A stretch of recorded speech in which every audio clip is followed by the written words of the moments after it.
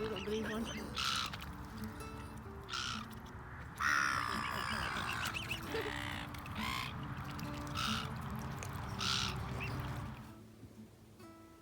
I have enjoyed starting my winter sampler, and I started off on the word winter, which I enjoyed sewing.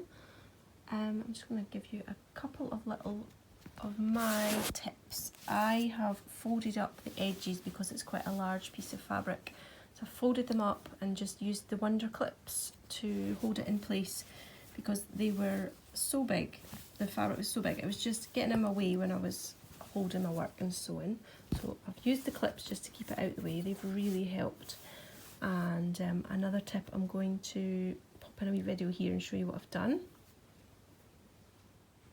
Just taking the big piece of fabric that my embroidery is on and literally zigzagging over the edge, because what I've been finding is these threads have been getting caught up in my embroidery, and sometimes when I've pulled the needle through here, it's pulled one of the threads through if it's just been like hanging underneath, and it's really annoying, and it's just gonna keep on fraying if I don't do something about it. So I'm just literally doing a zigzag stitch all along the edge, and it just captures those loose threads and stops them from coming out.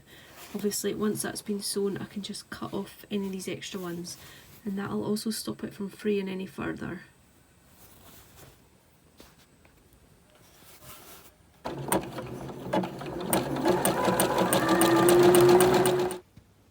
So this is done in chain stitch, which I'm not too familiar with because I'm not a massive embroiderer. So I started off with this just to get a feel for embroidering again, because I haven't done any sewing, hand sewn for ages. It's showing up a little darker on the screen. It's a nice deep blue. So I was really pleased with my stitches. I thought they came out quite neatly actually. So I enjoyed that. And then I've just moved on to this little section here. I'm going to do the book and the tree next, and then the stars. The stars are satin stitch, and I thought I would just do some more of the straight stitching. I think that's back. That's a split stitch, just to get a feel for it before I go and do the satin stitch, because I don't want to make them look messy. I've got a little needle minder here. I have no idea who I bought that from. It was years ago. If it was you, let me know. I bought it from somebody on Instagram, but I cannot remember who. I have also got my threads. I've put my threads onto some plastic bobbins and put them on a little hoop here. This is perfect.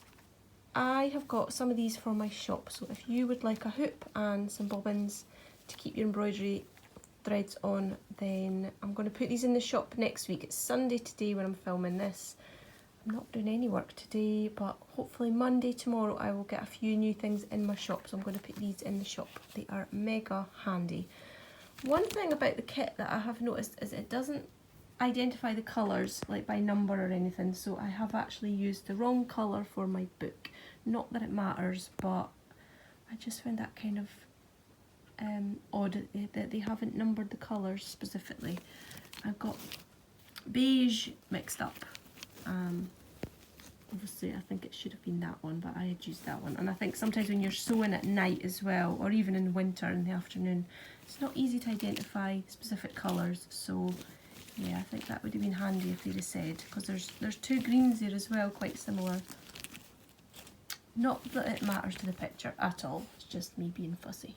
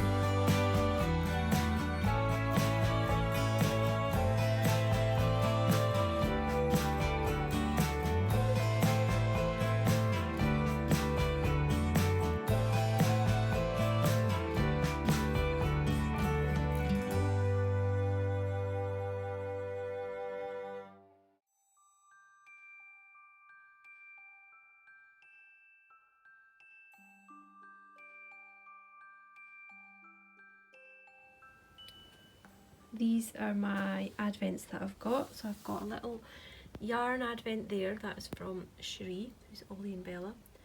I've got another yarn advent here, which is the one that I won in the competition from Felt Fusion. That's got 20 gram minis in each day.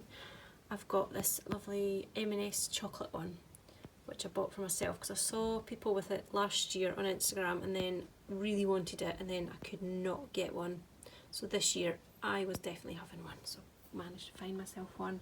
And this is a beautiful box that I've got from my friend. I got interrupted there by the doorbell. This is from my friend Brandy, who sent this all the way from America, and it came in all in a beautiful box. I don't know how she managed to get it all to fit in because I can't get it to go back in. Only just had to have a look through it because I need to find the right number. This is a proper full 25-day special advent with lots of goodies inside, so I've only just today had to have a look through to find number 2 and look at some of the wrapping paper. Oh my goodness, so cute. And yeah, this was in day 1, a beautiful project bag. I absolutely love that fabric. It's just green snowflakes inside. That's so pretty, it's beautiful. And Brandy made this, and also a matching DPN cozy. Oh, no, it doesn't match, but the fabric is so cute as well. Isn't that lovely? And I got a beautiful stitch marker, which I absolutely love. A little Yule log. I think that's brilliant, and that's special to me because I always make a Yule log at Christmas, so cannot wait to have some. That is making me so in the mood for Yule log. And there was a little bit of, was there a little yarn in there? No, it wasn't yarn, it was some chocolates which look delicious. Really nice chocolate. I've just opened today's one, which is day 2, and I've got some beautiful yarn. This is from a yarn store where Brandy lives in Maine. And there was a yummy chocolate in there as well. That sounds delicious. Raspberry and chocolate, I love that combination. And I've got a little bowl here with, these 2 were in the one from Cherie, and these are the 2 that I've had from Felt Fusion so far as well.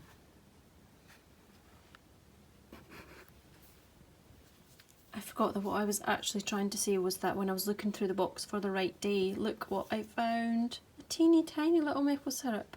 How cute. That would be good on my waffles. When it's made in Maine, where Brandy lives. How exciting. So cute.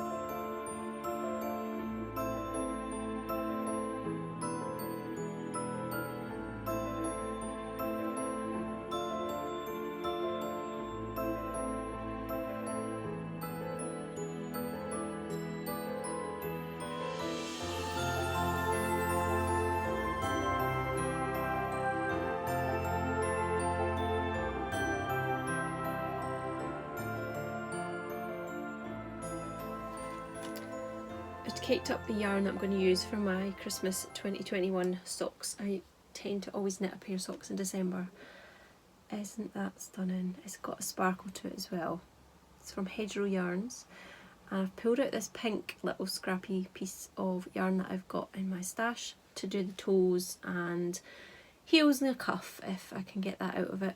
I really wanted to use a hot pink, so I was glad that I found something that had like just what I had in mind. So really excited to cast those on. I'm going to be doing a toe up. I have got a pattern which I should have brought to show you. I'll show you that at some point.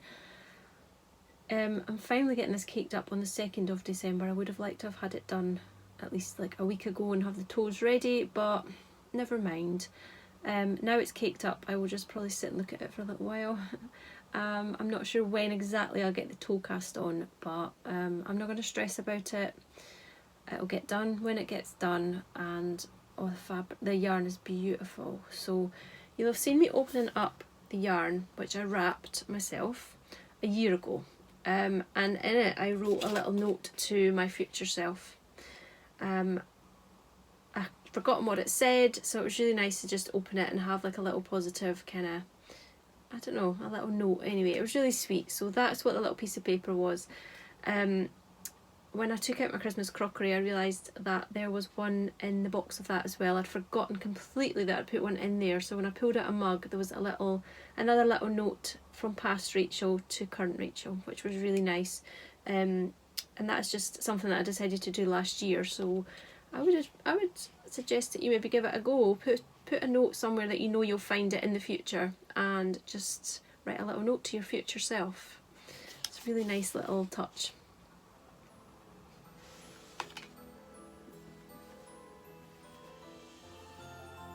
I'm going to keep the yarn band and my little note and even a little scrap of the pretty packaging that I used, and I'm going to add those into my winter journal as a little reminder of my socks. And I'm also going to add in a little bit of the yarn as well. That's a little bit that I cut off that was tying the skein up, but I'll also take a little bit of the main yarn and the contrast yarn and add those into my winter journal as well, because that'll be a nice reminder of what I was working on this winter.